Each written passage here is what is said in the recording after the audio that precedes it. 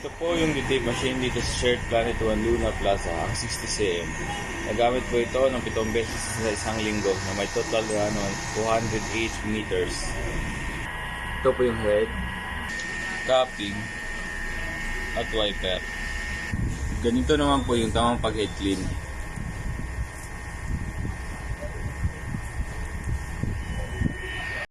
Tapos po mag-head clean, panatiling punasan yung capping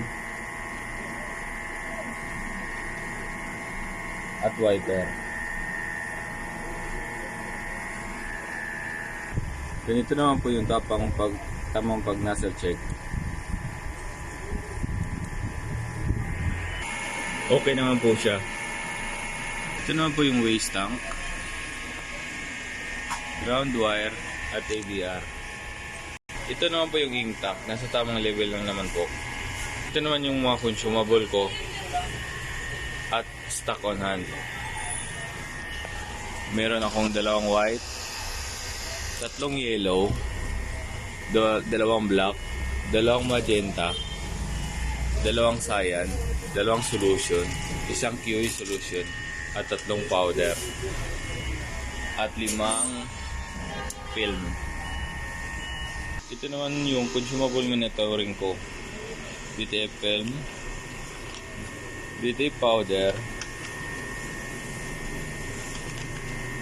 QE solution, white,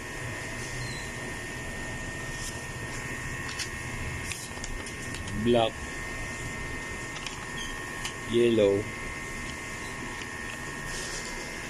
magenta,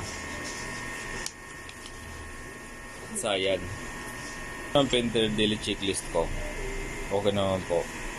Ito naman yung production log ko. Ayos naman po. At dito na po magtatapos yung vlog ko. Salamat po.